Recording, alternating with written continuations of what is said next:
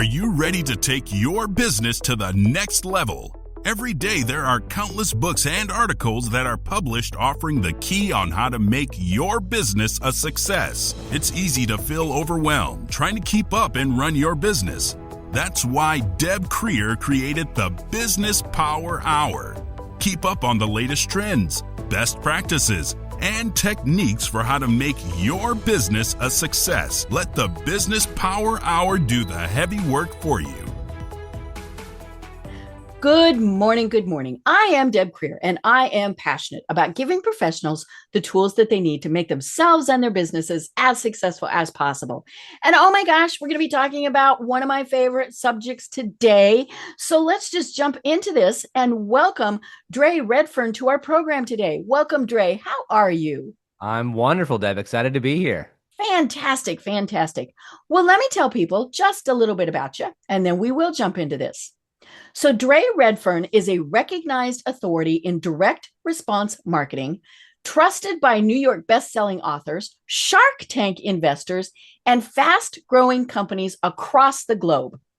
With 2 successful exits, one to a little-known Berkshire Hathaway company, Draye brings both strategic insight and real-world execution experience to every client he serves. He's the founder of fractionalcmo.com, a premier service for $1 million plus businesses. That number just is so big, it gets me. For businesses over $1 million, there, let's put it that way, seeking elite marketing strategy without the cost or complexity of hiring a full-time CMO. Using a proprietary front-end audit and the Anchor, and that's an acronym. We're going to learn more about that. The Anchor Marketing Framework. Draye and his team create clear, customized 12-month roadmaps that help companies convert more leads, increase retention, and dominate their niche. Now, if he isn't busy enough, Draye also leads Redfern Media, a full-service agency that has helped over 1,500 businesses, from publicly traded companies to the mom and pop shop on Main Street, replaced outdated tactics with scalable systems that drive measurable results. Holy schmoly, are we going to have a discussion today? So welcome, Draye. Thank you, Deb. Excited to be here. And plenty. It sounds good on paper and all that sort of stuff, but I mean, at the end of the day, we're all entrepreneurs and we've all got our own messes. We've all sort of working through it, but excited to share some really fun marketing strategies and tactics that people can use in their business, regardless of the size of where they're at. So it'll be, I'm looking forward to it. Cool.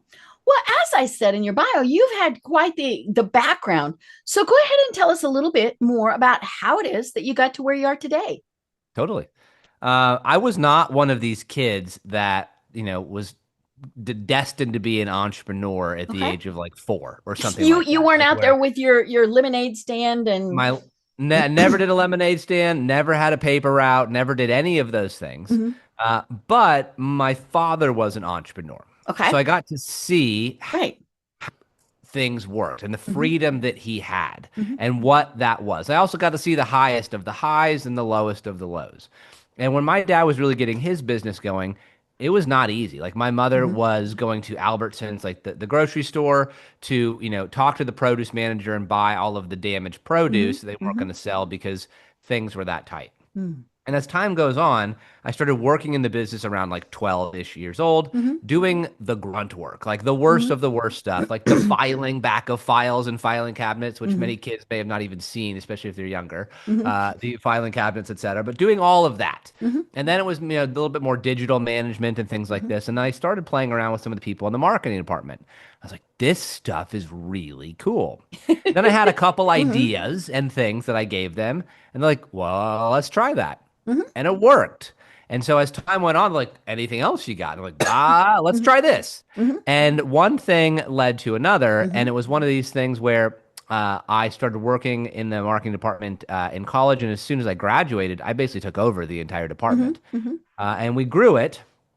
And we ended up doing about 40 million a year in sales. Wow. And so it was a pretty substantial business and very, very blessed to say I was a part of it. And then after a few years, I kind of got bored with it because I was solving the same or similar challenges every single day. Mm-hmm. And I like variety. Mm-hmm. And Mm-hmm. so I started my marketing agency at Redfern Media, Mm-hmm. and that was overlapping with me in the insurance space. Mm-hmm. Fast forward a few more years, we keep growing the agency, the insurance agency, and I slowly begin to step away. And as I step away, the business gets prepared for an exit. And we ended up selling that to Berkshire Hathaway, one of the Berkshire Hathaway companies, and Mm-hmm. I controlled 49% of the company at that point. Whoa. And so it was a very interesting Mm-hmm. experience going through all of that Mm-hmm. with, their MBAs that they fly out and Mm-hmm. all of the various things where they're doing Mm-hmm. all the due diligence and the pro formas, et cetera. But kind of cool to say that you sold a company to Warren and one of the Berkshire Hathaway companies. Cool. Um, but overlapping all of that, I had my marketing agency, and since Mm-hmm. then we've done a Mm-hmm. lot of stuff with sharks from Shark Tank, big Mm-hmm. personality brands like people like Dr. Benjamin Hardy, Mm-hmm. big figure in the authorship space. Mm-hmm. We've run his launches for 8 years. Mm-hmm. Friends like Chris Voss, the FBI hostage Mm-hmm. negotiator. We helped Damon John out from Shark Tank on a couple different things. So fun, big, household names, quote unquote, in Mm-hmm. the business space, and then all the way down to quite literally like the mom and pop shop Mm-hmm. on Main Street. So I have that, and that's full service sort of marketing. And then at Mm-hmm. the same time, a few years ago, I bought fractionalcmo.com. I saw a need in the marketplace Okay. going through COVID, and I bought that domain from the guy for a whopping $5,000. And the quote unquote Wow. I would have assets that thought it were would have there. had at least another zero. I mean, because that seems like it'd be a very popular URL. Yeah, yeah, you're exactly right. So I bought it for $5,000. Mm-hmm. That was the domain and the quote unquote assets that were there, which there Mm-hmm. really wasn't much of anything. Mm-hmm. 90 days later, I got offered $800,000 for the There were domain. those zeros. Yep. Yeah. Mm-hmm. And so I turned them down because I said to myself, well, if it's going to be worth that much, and Yeah. I haven't built anything on Mm-hmm. top of it yet, Mm-hmm. what's it going to be worth Mm-hmm. once I actually do? Mm-hmm. I didn't tell my wife that though for about a year because she would have. She would have She said, would, we could have retired or gone on at least a really fun vacation. Yes. So I mean, she gets it. She Mm-hmm. understands the bigger Right, vision right. of things. Mm-hmm. But it would have been a good ROI to make, Mm-hmm. $795,000 in Mm-hmm. 90 days. Mm-hmm. But I passed on that, and since we've been Mm-hmm. growing that business as well. So I sort of play in two different ends of the marketing space. One is full service digital agency Mm-hmm. marketing, and then the other end of the pool, if you will, but the same sort of marketing pool is fractional CMO, like Mm-hmm. marketing strategy work, Mm-hmm. where a lot of businesses they can execute things themselves. Mm-hmm. They don't know what to execute, Mm-hmm. when to execute it, and how to go about doing it. So Mm-hmm. it sort of satiates two different Mm-hmm. needs in the marketplace, and Mm-hmm. it's been a heck of a fun ride. I love it. I love it. Well, let's kind of start with a basic. We hear the term fractional a lot, and I think many people don't quite understand what that is. And that's sad because so many people could benefit from having a fractional CMO, CFO, whatever it is. So tell us what a fractional person does for a company. So a fractional executive in any sort of form Mm-hmm. or fashion is basically like a gun for hire, if you Mm-hmm. will, Mm-hmm. like a marketing mercenary is the Right. joke in our space, Mm-hmm. where you're coming in and you're doing a smaller scope Mm-hmm. of strategy or direction or Mm-hmm. things like that. So fractional CMO Mm-hmm. will help lay like we have a 12-month roadmap that Mm-hmm. we lay out for our clients. Mm-hmm. So here's what to do because you can't implement everything overnight. Right. Here's what you do this month. Here's what you do Mm-hmm. this quarter, et cetera, et cetera. Mm-hmm. A fractional CFO will say, okay, we really got to clean these books up. Mm-hmm. Maybe you want to sell the company in 3 or 5 years. Mm-hmm. You can't just snap your fingers Right. in year Mm-hmm. 4.5 Mm-hmm. and be ready to sell. Like it Mm-hmm. takes time to get your books in order, clean things up, Mm-hmm. and get like the best multiple. Mm-hmm. Maybe it's a fractional COO. Mm-hmm. That person will be in the business a small amount of time for a set Mm-hmm. amount of hours or duration, Mm-hmm. and they're going to help out with the operations Mm-hmm. side of things. Maybe they're going to do some secondary or tertiary interviews. Maybe they're going to look at how various operational facets are being run. And maybe they're going to have high-level meetings with the CFO and the CMO and Mm-hmm. other people like that. So each sort of fractional style executive does different things, and the offers vary wildly as Right. far as Right. price points and Mm-hmm. what you do. Mm-hmm. And we see this a lot of times in the marketing space these days. There's a lot of people positioning themselves as a Mm-hmm. fractional CMO, Mm-hmm. but if you think of any decent size organization, Mm-hmm. The CMO is not the one doing the lever cranking. They're Right. not the ones writing the copy. They're Mm-hmm. not the ones Mm-hmm. building the landing page, Mm-hmm. et cetera. So oftentimes the vast majority of people in the fractional COO space, or especially the Mm-hmm. CMO space, they're basically one person agencies Mm-hmm. where it sounds really cool that I've got a fractional CMO, but at the end Mm-hmm. of the day, you're going to one person to help Mm-hmm. write your copy or your Mm-hmm. website or Mm-hmm. whatever else. So that's the one sort of caveat that I caution people on when it goes, I'll just go hire a fractional CMO and this person's cheap or this person's expensive, Mm-hmm. but it's all in the positioning. Right. And that applies to really any fractional Mm-hmm. executive, sort of what they're Mm-hmm. doing, because if they really are doing the lever cranking, Mm-hmm. they're not really fractional. They're Mm-hmm. basically like a one person agency. Right. And sometimes they're the, one person agency living in their mom's basement and making themselves look Mm-hmm. a lot bigger than Mm-hmm. they really are. Right. Right. And I'm assuming that in many cases, the company actually does have some staff that the CMO is working with. They just don't, or that the fractional marketing person is with. They just don't have a C-level position who is filling that. Correct. It could be staff, like butts and Mm-hmm. seats under Mm-hmm. under the roof, if you Mm-hmm. will. But they also, a lot of companies already have existing relationships Right. with an agency, a Mm-hmm. Mm-hmm. Facebook ads agency, or a Mm-hmm. web development Right. agency, or whatever else.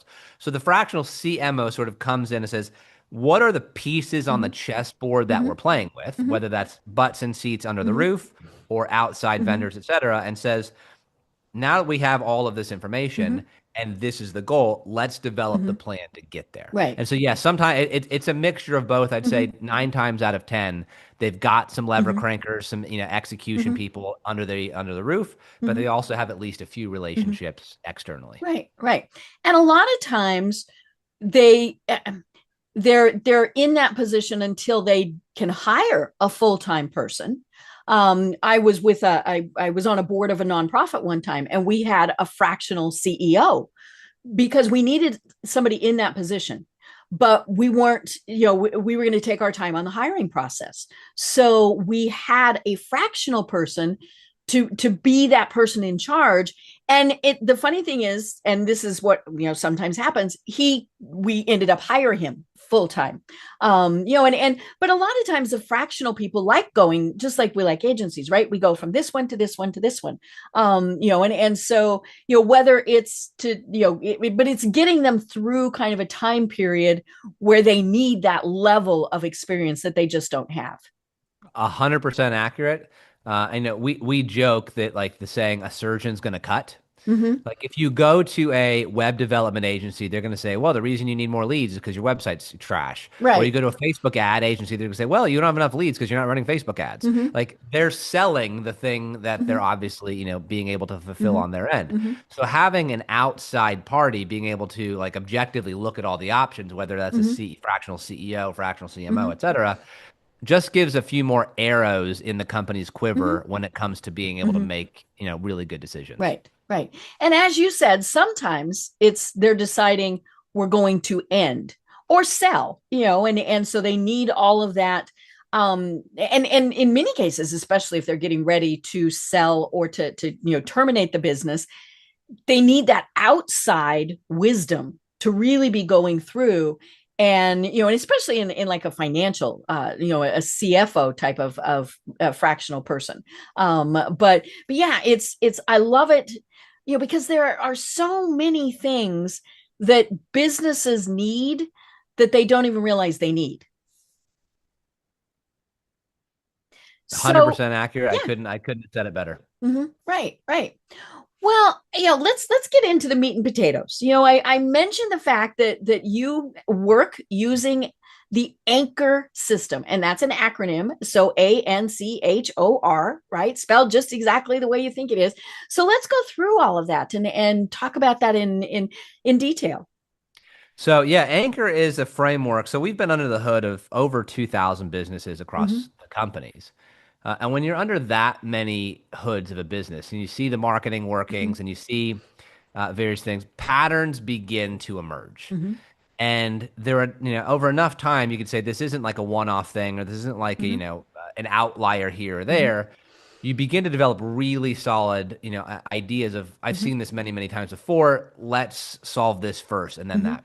And that's sort of how we look at most businesses. Anchor is an acronym for attract, nurture, convert, humanize, optimize, and then retention and recurring revenue. Now, most businesses, I'd say like 99 out of 100 are missing two of these, or if they have them, they're very underdeveloped.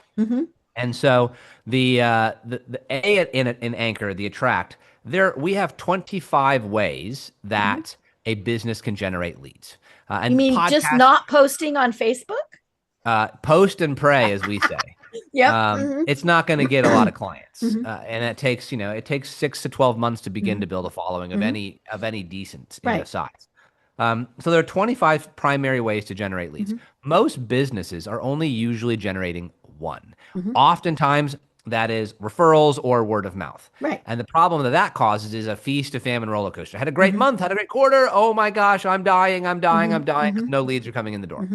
And so we typically say, ideally, if you could get in a spot where you'd a bare minimum have 3 sources of generating leads consistently. Okay. Because sales cures all. If you have leads, you typically have more sales, which we'll cover the conversion part of things in a second. Then that allows you to just smooth out the business and go from feast to famine roller coaster to up and to the right. Just growth more consistently. Now, you can't develop it overnight. It's not something you throw up today and all of a sudden tomorrow it's printing leads. These things take time. And they also take testing. So time and testing. Now, the joke is, in any other space, it's called failure. But in marketing, it's called testing. Right. And that's what you have to do. And so we see so many people all the time, well, I did this and I did that and it didn't work. Like, okay, well, what did you do after you implemented the one thing the one time? Let's figure out why. And they're like, oh, like deer in the headlights. Like I didn't even think about that. And so you have to iterate. And that's part of the process. You're not going to knock it out of the park on the first go around with practically anything that you do. So not getting discouraged is one like a really important element of that. The second part of the framework is nurture. And most businesses have leads that come in. And then if they don't sell immediately or buy immediately, whatever else, they're like, deuces, have a nice life. You are dead to me. Yeah. And you could also use another word here called relationships. Exactly. And so you don't, just like jump into bed with someone or just get married to them. You date before you marry. And there are a lot of people that need more information. On the Colby Index, they're called high fact finders. They need to have more facts or information. And as a result of that, if you got a new lead in, this is the one thing I recommend to everybody, have a 52-week long email sequence. Okay. That's it. So you can go through the top 52 objections, the top 52 most asked questions, or maybe it's the things that people get stuck on the most. Whatever it is, and maybe you do a variety of many of these things for your business. Answer all of those, and then write the sequences for that. So that way, if someone comes in as a new lead, you can nurture that person and set it up automatically that on week 1 they get this, on week 2 they get that, and it's completely automated. And then when they get to the end of the 52 weeks, you put a little tag there in your Go High Level or your ClickFunnels or your Active Campaign or whatever it is you're using, and you say, start back at the beginning. Because do you remember an email that you got a year ago? I don't remember an email I got yesterday. Exactly. And so that basically allows you to nurture people in perpetuity without having to lift a finger once you do it. I'm such a huge proponent of what we call singular actions, meaning like a stock with a dividend. I can make the investment once and it's just going to keep paying me as time goes on. So things like that, nurture sequence, you set it, you build it, you write it, you program it, and then you can hands off. And it's all about not being the buy for me, or the desperation, right? We can all smell when we get a desperation post, and to me, it's about, you mentioned answering those questions, being a good source of information, and just reminding them, hello, I exist and we can help you. Yep. My typical recommendation on CTAs, calls to action, is one solid call to action. Like if this is interesting to you, let's schedule a call to time to chat, et cetera, something along those lines. Every 3 to 5 emails. Right. So I'm not pushing my offer down your throat every single time you get something from me. I'm building that rapport and relationship. but I am running a business. I'm not running a charity. And so I do need to put offers out there, but it doesn't need to be every single time. So every 3 to 5 emails, putting, a little something out there is a really good, sort of thing to do. And I love that you say once a week.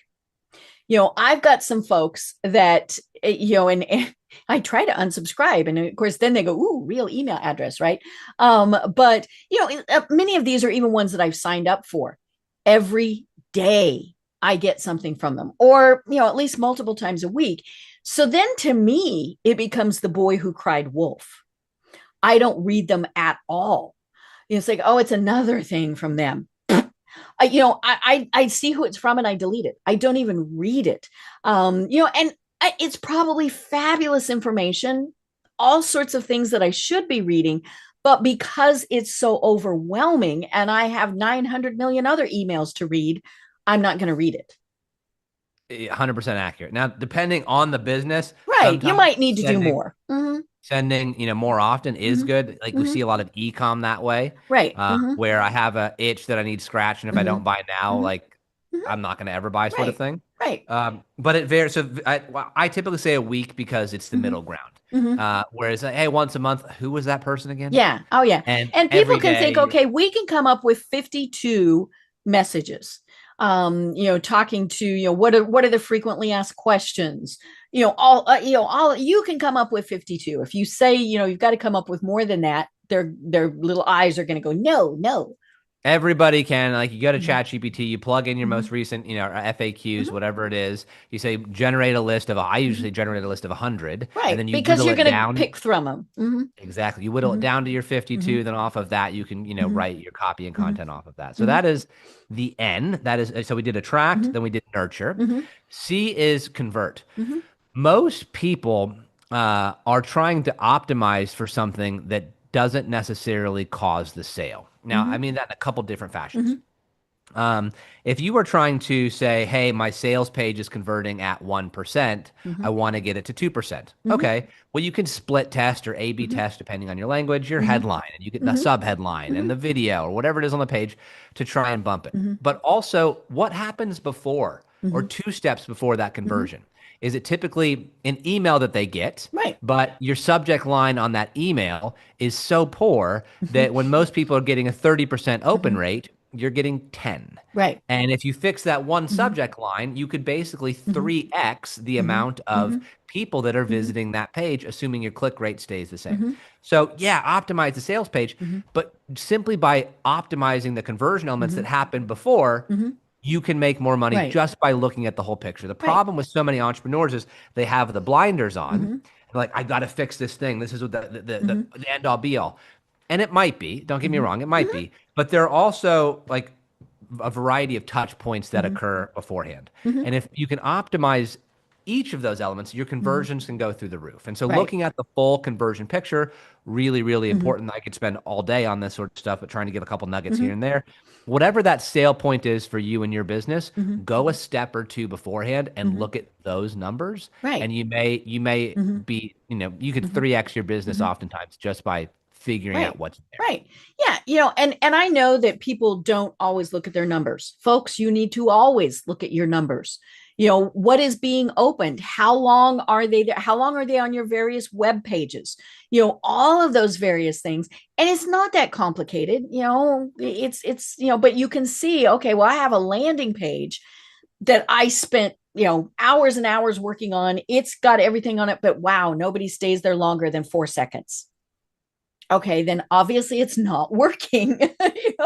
And so, yeah, you're not getting to the conversion because they didn't click through to get there. That's exactly it. So if you're 4 seconds, you typically, if you're running ads or traffic, whatever else, it's a message or market mismatch. I'm driving ads to a market where they want this and I'm selling them that. So 4 seconds is bad. If you have Google Analytics installed, any bounce rate over 50%, there's something wrong with your page. So just a couple of little tactical things for the listeners. So we've done attract, we've done nurture, we've convert. Nice.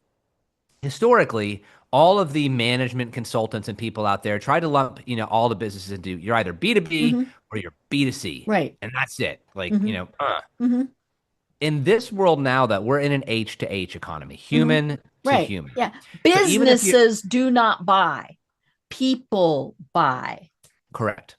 And so you have to make people, even if they're the gatekeeper or Mm-hmm. maybe they're the decision Mm-hmm. maker, it doesn't really matter. Mm-hmm. You need to, people want to feel seen and they want to feel heard. They want to feel like they matter. Mm-hmm. And so one of my favorite books on this, not a new one, many people probably would have read this, 100 or so years old, How to Win Friends and Influence People by Dale Carnegie. Mm-hmm. And one of my favorite lines from the book is the sweetest sound to someone's ears is the sound of their own name. Mm-hmm. So I try to use it all the time. Right. Right. And so like, as an example of this, Mm-hmm. if we're doing like one of our lead gen strategies is we outbound, like we reach, we'll cold email people if it's a right fit, et cetera, do things like that. But not just be like, hey, Deb, Draye Redfern here, buy my stuff. Right. It's way more humanized than that, saying, hey, Deb, Draye Redfern here. I think I can maybe help you with X, Y, or Z. In fact, I made a personal video just for you, and you can watch it here. And on that, I'm saying, hey, Deb, listen, I wanted to take a second to introduce myself. My name is Draye Redfern. I own fractionalcmo.com. I'm on the Business Power Hour website. And there's a couple things here that, take them and implement them yourself, but I wanted to give you some ideas, et cetera, that you can be able to use. Whatever it is. We do 10,000 of those a month. And because if I'm saying, hey, Deb, again, Deb, also about this. One other thing, Deb, like it makes you feel seen, it feels heard. It's the best sound to your ears, the sound of your own name. Right. And so we do 10,000 of those. We use AI for it. So I don't have to sit here and make 10,000 of them every single month. Although before AI, I would do, hey, Deb, hey, Bill. Yeah. Cut paste. My editors would my editors would go bolt all of these things together, and it would take days and days and days. But you can do it much faster now. But people want to feel seen. They want to feel heard. Like on their, if you have an onboarding form, on the onboarding form, ask what their birthday is. And then a week before their birthday, you can send a handwritten note to them saying, wishing you a happy birthday.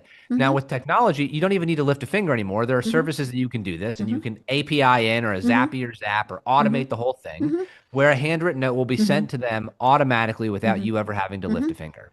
Right. And so there are things like this that make, God, that Draye guy's so freaking awesome. He never misses my birthday. Like, you're right. You can ask more anniversaries. Like I had somebody one time who sent me a card on one of my dog's birthdays. I thought that was pretty funny. And they'd gotten it. I think they must have pulled it from Facebook. One time we were Facebook friends. They pulled it from a post. It took them 5 seconds to put it into their CRM. And here you are. Yeah. How many years later, still talking about it? Well, and we do love our own name, and I do the same as you. I try to always repeat it back, and I've use it. I've told this story before on the podcast. When I worked for a large financial services company, I was the head of communications. And my CEO came to me one time, and we all had to have badges. I mean, it was big enough. We had to badge in and out of the building and all sorts of stuff. And he came to me and he said, we need to redo everybody's name badge. Okay. I mean, I'm like, whatever, you're the boss. And he said, I need you to make everybody's first name large enough so that when I'm 6 feet away from them, I can read their name. And I went, okay. And so we did. I mean, and I forget why we told people we needed new name badges. I think we just said redesigned or new technology or something. I mean, we didn't tell them that. Sure. But I would have people come up to me and say, I saw Steve in the elevator and he called me by name. They had no clue it was because he read it on their name badge. They were just so impressed that he remembered, I'm putting that in my air quotes, their name. And that's what humanizing does. I mean, it really is about how can we do one teeny tiny little thing to make somebody feel like they matter. 100%. And it like the example right there, you're still talking about it years later. And there's things like this. And one of my favorite books, if people want to go down that rabbit hole, is Giftology by John Ruhlin. He was a friend of mine. He passed away last year, unfortunately, very suddenly. But it's just amazingly, quick little things you can do if you're going to do something and you're working a deal with man to man in this instance, and the other person is married, don't send something to the other guy. Send something to the wife, and then use the surname. Something like, so if it was Smith, send something like a engraved cutting board to Mrs. Smith. So that they can use that and think of you every time they're grilling in the summer, et cetera. I literally do that all the time. Right. Oh yeah. Our financial advisor sent me things, and it's been my husband, my husband they've been dealing with. They sent me this warm, cushy blanket, and I'm like, we're with them forever. Well, like any smart man knows that the woman is really the one running the show behind the scenes. Right. I'm guilty. My wife runs like everything. She's the champ. Oh yeah. So that is, we did attract, nurture, convert, humanize, then optimize. This is where I typically have a lot of people like their eyes begin to glaze over.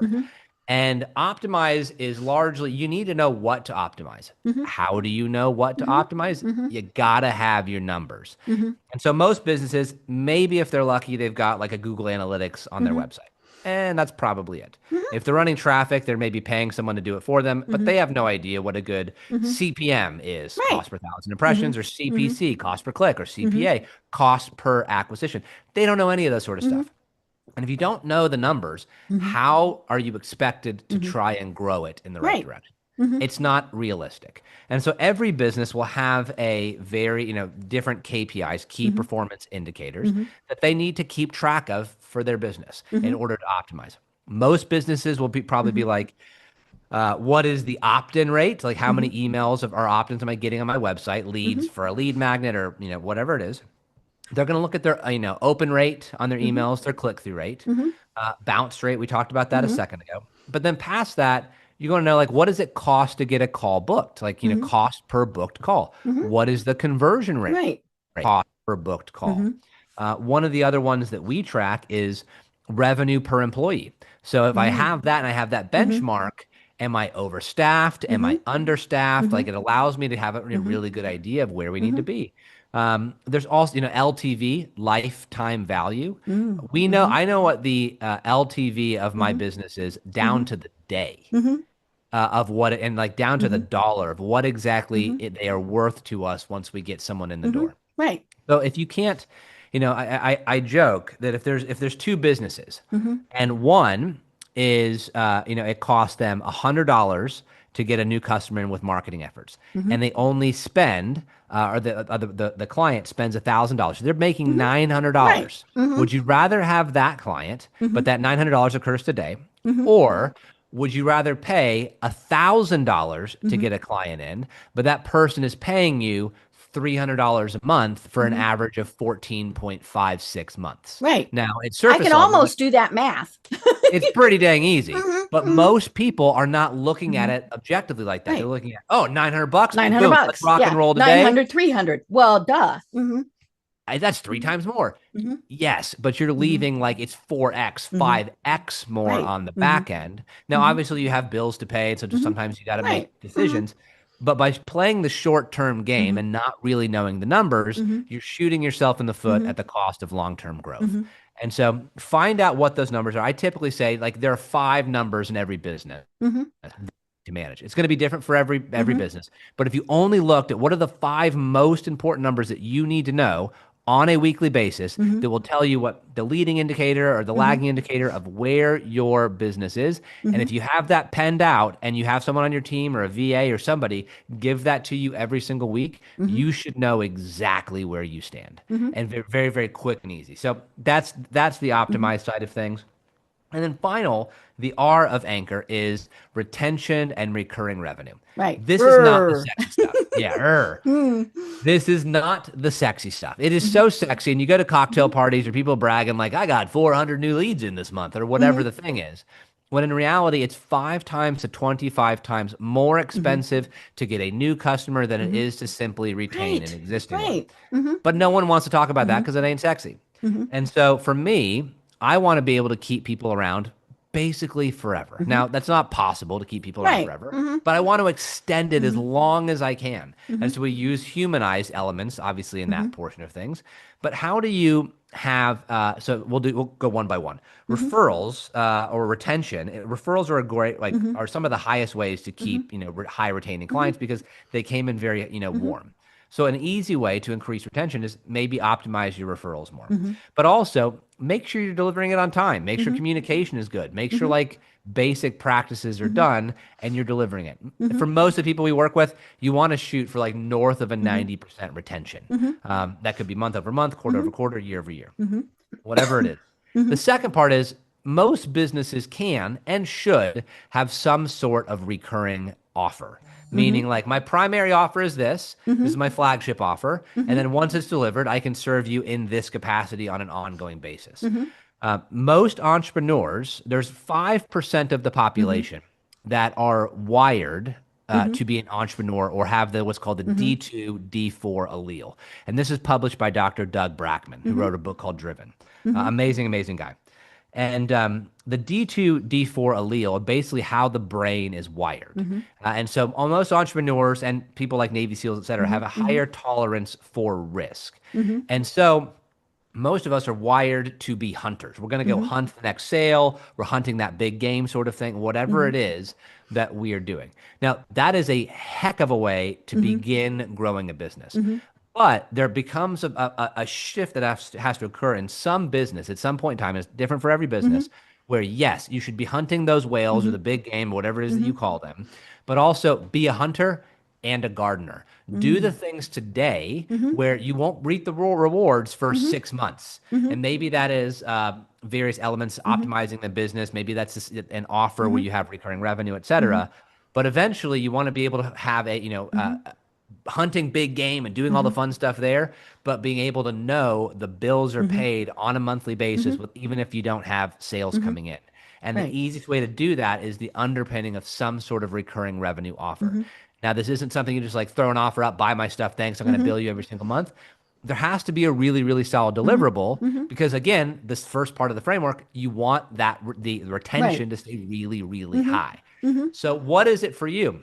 One of the things I say for a lot of our clients is people love to solve problems that they don't have yet. So like if you delivered your first product or service, whatever else, what are the next problems that person is going to face that they know they're going to have them and they're like freaking out about it, that you can help solve them today or at least set them up to solve that in the future. Now with CPAs, it's like usually they're awful. I've had many CPAs as clients. They're awful at this. Thanks. I'll see you next year. Well, cool. I'll communicate with you in February. Yeah, if you're lucky sometimes. Whereas the really good CPAs will say, hey, I'm going to file your taxes. It's going to be that fee, yada, yada, yada. But I also want to meet with you for a 30-minute Zoom call once a month or once a quarter or whatever else. It's going to be this additional fee. I'll break it down. I'll charge you monthly. But that's then going to allow you to have a better dialogue so we can mitigate tax exposures up front. Whether you're going to do a Roth or an HSA or this or that or a donor advised fund. And have laws changed, all of those various things. All of it. And so you're going to have way better communication. So before 12/31, you're going to be in a really good spot. So by 4/15, when tax day comes around, we're not wondering like, oh, crap, we could have paid X amount of thousands less in taxes. That's a really simple offer. Primary deliverable, but you're helping them along the way to achieve, the next thing. I already know I'm going to pay more taxes this year. I don't want to do that. So what do I need to do? And so if it was put in front of me, which it's already done to me, which is why it's top of mind, I'm going to take people up on that offer. Now you can do this in nearly any industry or niche. Like we've seen it done in plastic surgery. We've seen it with like Botox and fillers. Seen it done with attorneys with ongoing low monthly retainers or mid-sized retainers, so that no matter what, day or night, you have like you are first in the door before any other clients come in. There's a bunch of ways that you could skin that cat, but it allows recurring revenue to come in. So it eventually gets to a point whether you're, hunting or not, or you're taking a month off. Like I took all of July off last year. The company grew without me because we have recurring revenue paying the bills. People on my team can handle new sales coming in without having to worry about it. And that as an entrepreneur creates the most amount of freedom. It allows you to step back into the big dreaming phase and what's next and the high level strategy. That's super, super fun. But most people tend to overlook because it's the urgent versus important sort of thing. Right. People do the urgent over the important every single day, and they look up 5 years from now and they haven't had a lot of progress. It's because you're focusing on the wrong things. And some of those simple shifts in the anchor framework can buy more time back for the business owner, not immediately, but as time goes on, make revenue go up and to the right and enjoy the aspect of business again. Right. Yeah. As you were talking, one of my thoughts as we were going through this is some of the best people who do this some of the people who do this very well are realtors, right? The person we bought our home from here in Atlanta 13 years ago, I've never heard from again. In fact, she didn't come to closing. I thought they had to, but she didn't. And so that was very bizarre. I mean, she did the deal and that was that. I met a wonderful man at a networking thing who is a realtor. I've never bought a thing from him. I get the nicest email from him. Now, he just does once a month. And I'm guessing, though, that if I'd actually been a client, I'd get something more. But, so I get an email from him, and it always has helpful tips. Here's what's going on. I get a mailing from him, a thing in the mailbox every quarter, sometimes a little bit more, but somewhere around there, of something very helpful. The kitchen magnet of the baseball schedule, right? The baseball schedule has nothing, but of course it's got his branding on there, right? Folks, never, ever, ever forget your own branding. And so when the time comes for that big ticket, I will remember he's the one who has been very helpful, very friendly, humanizing everything, right? It doesn't say, hey, Deborah, because I don't go by Deborah. It says, hey, Deb. My favorites are the people who've pulled it off, just pulled off of LinkedIn because I say Deborah and then in quotes, Deb. And so it always says, hey, Deborah, Deb. I'm like, no. But yeah, I mean, I will go to this guy at least for the initial chat to find out if it's possible. It's automated. I know, he's not spending all this time doing it, but him, I remember. And it's just those simple things, again, of doing all of that. Plus, and here's the other biggie, and you mentioned it, if people say, who would I recommend? He's who I recommend. And I even tell them, I've never done business with him, but I would. Yep. It's like funny you say that. Like the one who sold us our house here, like we live in an affluent area. She sold us the house, and every single Christmas we have a bottle of wine. Every Valentine's Day we have chocolates that are delivered. Every Easter there's like a little basket for our kids, and we've got a 3-year-old and a 5-year-old. So like that goes over well. Oh, so yeah. Checking all the boxes of like kids and like all the other sort of stuff. That when the time comes again to sell the house, which we have no intention of any time in the near future, I mean, she'd make $60-something thousand on that transaction. So is a couple chocolates for a handful of years or whatever it is worth a $60,000 commission to her in 3 or 5 years or whatever the number is? It's a heck freaking yes, but it's playing a different game than what most people tend to focus on, which, I'm a huge I mean, how many times is it one and done? You bought from us, or we heard from, one thing and then never again. Yep. I'd say the vast majority of business, which is why I think it makes it easy pickings to differentiate yourself very quickly and easily. Right. If you just play a slightly different game. Right. I've had, I call him the marketing guru, but he's pretty up there. Peter Shankman. I've had him on the program several times. And I remember one time he said, people are happy with average. He said, why not be even just a bit above average? But he said, think if you're excellent. And it's not hard.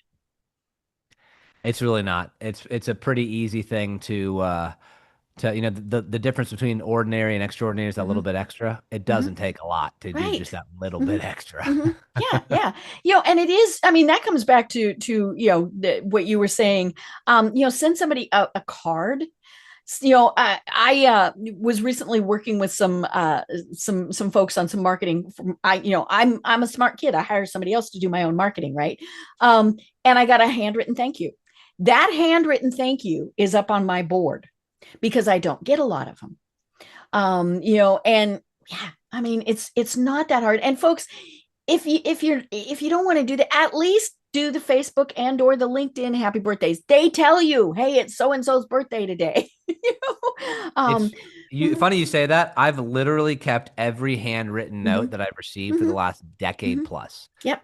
Like I've been in 5 states and 2 countries in the last 10 days. And I have a high level status with Marriott. I've got their ambassador status. They write me a handwritten note every time I check in. My stack of handwritten notes just from Marriott properties is like 4 inches thick, but I keep every single one of them. Right. It makes a difference, and it takes 3 minutes of your time. So that's like, if anyone does anything or like only does one thing, that is one of the, the saying, small hinges swing big doors. That is a small hinge that can swing a big door in your business. Right. And we've mentioned automation, and I want to touch on this a little bit more because it is not set it and forget it, folks. You still need to be looking at things and making sure that somebody's, because what if they said, oh, hey, I have a question, or, oh, I want to buy from you, and you were not paying attention. And again, you just need to check. We were at a Hilton property over the weekend, and I like this Hilton and probably other properties too, simply because it's so easy. They've started this thing where about an hour after you arrive, you get a text message from the front desk. And it has somebody's name tied to it, right? Even though I know that it's and hope everything was fine. Is there anything else that you need? And so I got that. And then I actually responded with a question, and boom, somebody responded, and it was the person. I mean, she signed it, and I knew that was what her name was. And she said, come back down to the front desk. We'll be happy to help. Later on, though, I asked another question, and I got the AI response that didn't make sense. And it was like, oops. And it was not a big question. I mean, it was, but yeah. So don't rely on automation. It's not to that point yet.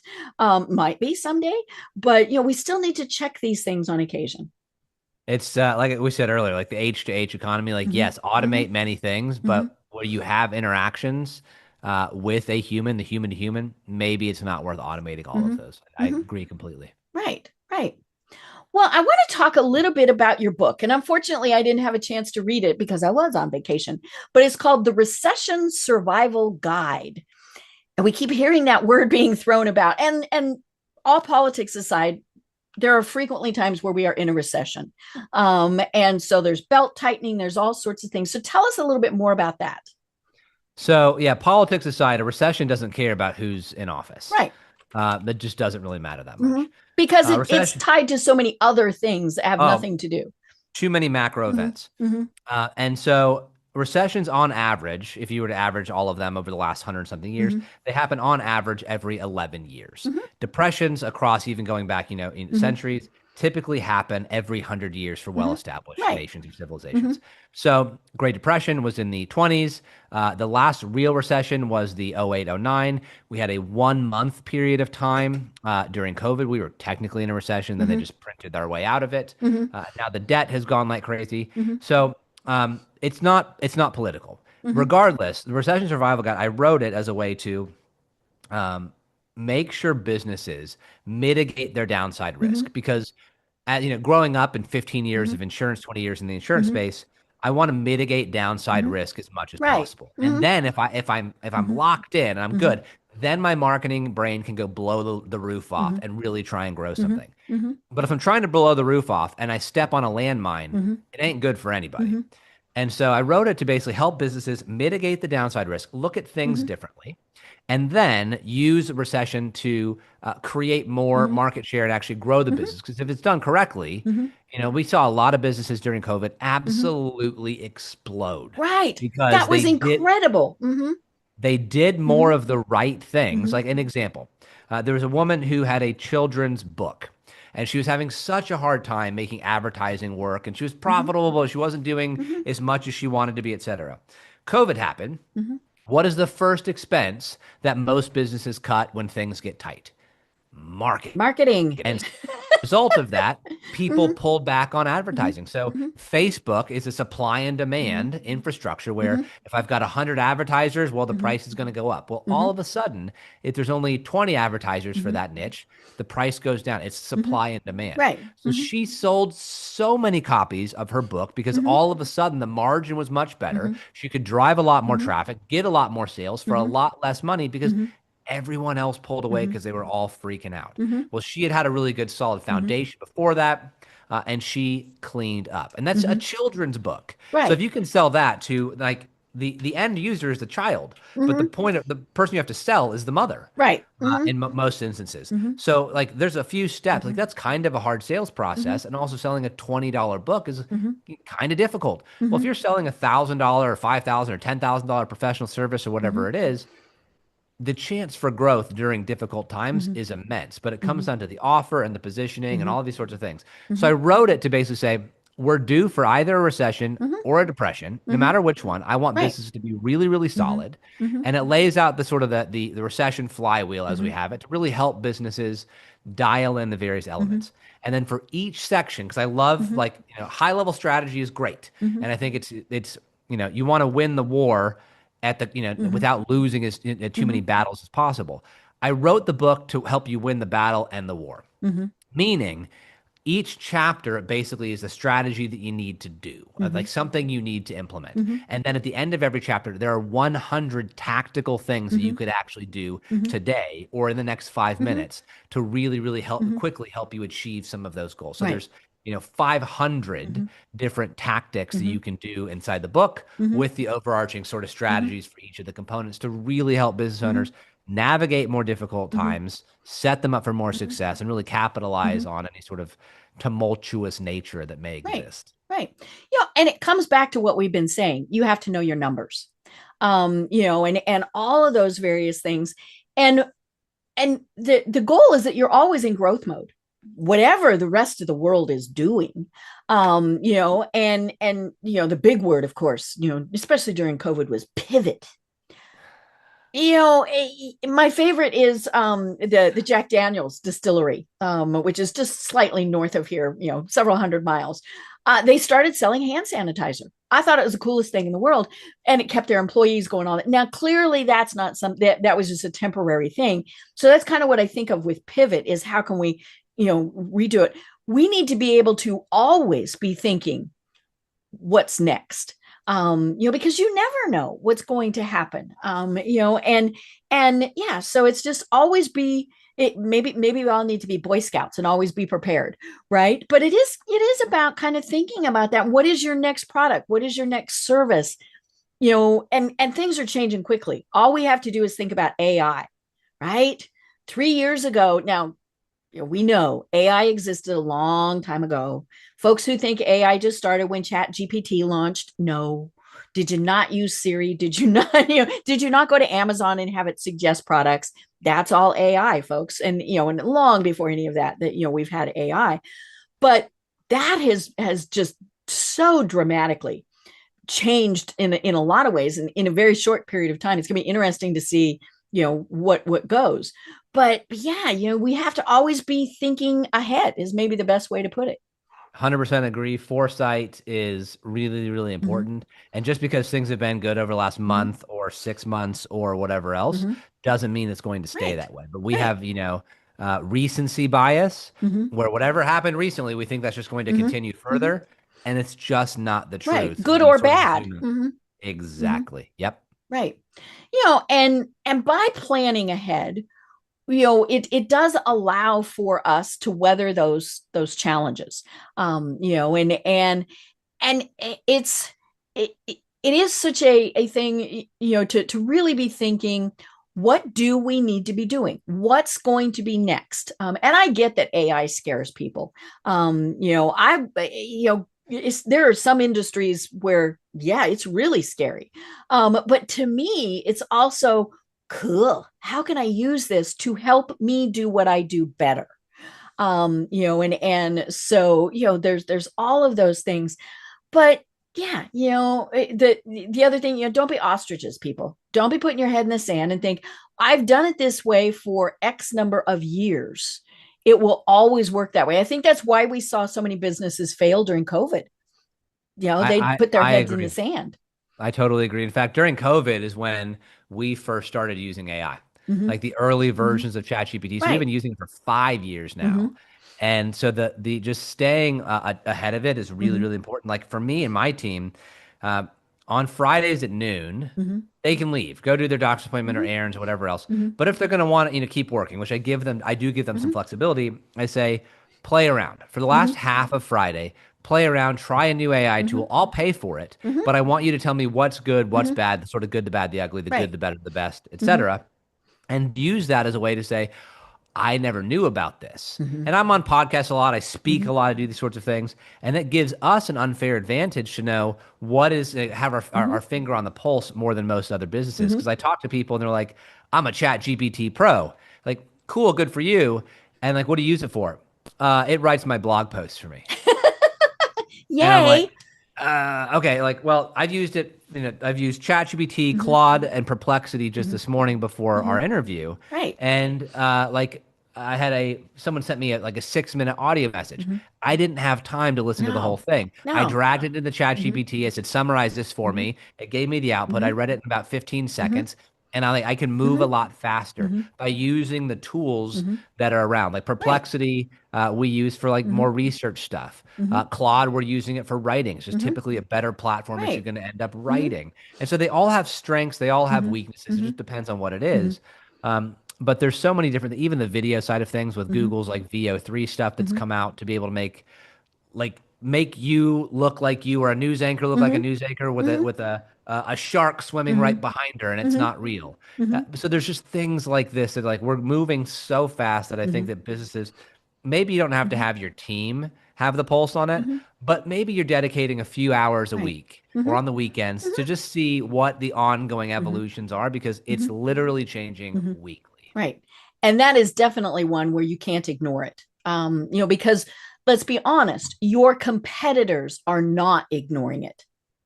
And that's the big, you might think it's scary. Yeah, it is. And it gets a little personal. I mean, I use Chat GPT a lot. I'm far from a pro. But I did something the other day. And so I've been working on a different product, a different service that I'm going to be providing. And so it's been helping a lot with that. And I've had people say, treat it like a person. Tell it, please, tell it, thank you. And you really do get different responses. It's very bizarre. But the other day I thanked it for its input. And honest to God, it says, I've got your back, Deb, like Spanx at a gala. And I was like, this is weird. And I'd never done anything with Spanx. I mean, that was the weirdest thing. And so it gets a little personal. If it calls me Hal, I'm really going to freak out. But yeah, I mean, I'm going to have to go back in because I haven't used it since I've been on vacation, and I'm going to have to go in and tell it, I still love you. I was just on vacation. It's okay. I'm actually going to do that just to see what it says. Sure. But yeah, why not? Like you said, play with it. I mean, that's where you get to with all these things, when we play with the tools, that's how we learn how to use them. 100% accurate. And part of it's just also the childhood nature of things, of just play and learning again and just putting that cap on and just tinkering and playing around. So yeah, no, I definitely agree there. Right. Well, oh my gosh, Draye, this has been so much fun, and we are almost at the top of the hour. And I would love to have you on again, because this has been such a great discussion. But for people who are going, okay, I need you. Tell us how they find you and what are the services that you provide. Easy. Happy to share. So the easiest one for a lot of businesses is fractionalcmo.com. What we do for most businesses is we do a front-end audit. We audit everything, their SEO and their SEM and their website and their paid ads, all like soup to nuts, no stone unturned. It takes about a month. And at the end of that, we generate a 12-month report and recommendations of exactly what we would do and recommend to implement month by month, quarter by quarter. That is relevant for almost any business out there that's doing at least more than a couple $100,000 a year in revenue, whether they have the lever crankers or not. From there, we have offers to, help people with high-level strategy on an ongoing basis. We try to make the fractional CMO side of things more affordable than most. Like most fractional CMOs, you're never going to get out without spending at least 50 grand on an annual basis. We try to make it way more on the affordable side of things. If people need marketing help done for them, so it's not that someone else is cranking the levers, i.e. my people, Redfern Media is the other option. That's red like the color, fern like the plant, REDFERN, media.com. And there we'll do anything from web development to copywriting to video stuff, webinars, VSLs like video sales letters, and all sorts of stuff. So those are the two primary businesses. I'm involved in a bunch of others, but those are the ones that keep my attention. Cool. And we will, of course, have links to those and to your LinkedIn profile in our show notes. Well, Draye, this really has been a great discussion, and I hope folks have gotten a lot out of it. And so, like I said, we will have you on again. But until then, do you have any final thoughts that you want to leave everyone with? I think that my final thought would be any business out there shouldn't be we should not be in a state of complacency right now. We're in a really interesting time. If you position yourself well, you use the anchor framework, the attract, nurture, convert, humanize, optimize, and then retention, recurring revenue, it makes your business way easier to actually operate. And then also it becomes more profitable. And so who doesn't want something that's more, easier to operate and more profitable? So regardless of where you're at, like I said, most businesses are at least lacking two of those. What are those two for you? Implement the anchor framework and you're going to have a much more enjoyable business. Perfect. I love it. Well, I'm Deb Creer. I've been having a wonderful conversation with Draye Redfern. And until next time, everyone have a great day. Tune in for our next program for even more trends, best practices, and techniques for how to make your business a success. The Business Power Hour, hosted by Deb Creer, is proud to be part of the C-Suite Network.